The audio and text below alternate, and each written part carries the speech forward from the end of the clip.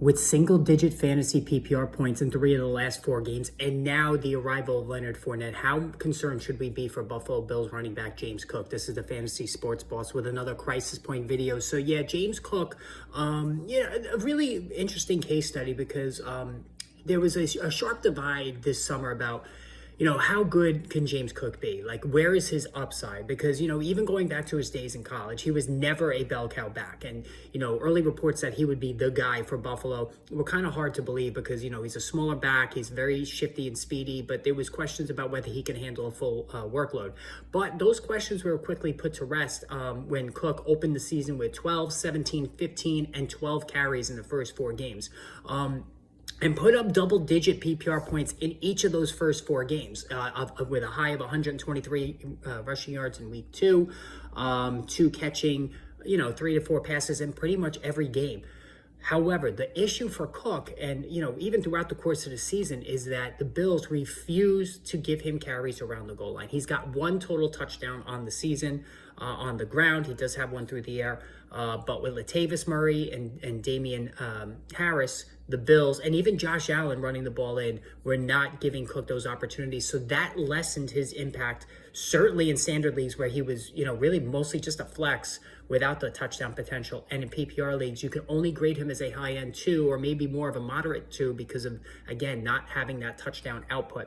But again, the targets were there. He's got 18 receptions on the season, 192 yards in the score, 486 yards on the ground, as well, with just the single touchdown.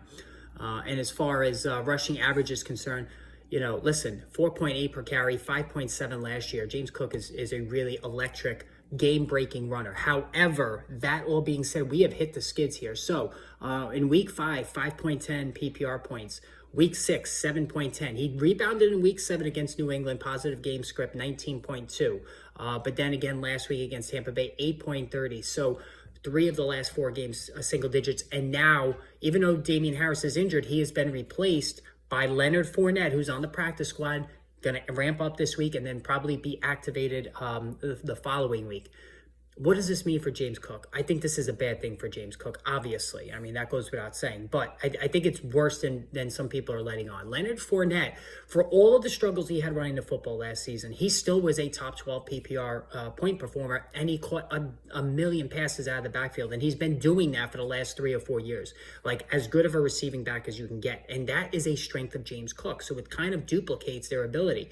Then you add in another goal line back guy, which Leonard Fournette is. He's a bigger back. He's going to compete with Latavius Murray there. James Cook, again, is not going to score. So you add a guy who has more than proven himself to be a capable running back in this league, who can catch the ball just like James Cook can, and will also now be a threat for goal line work.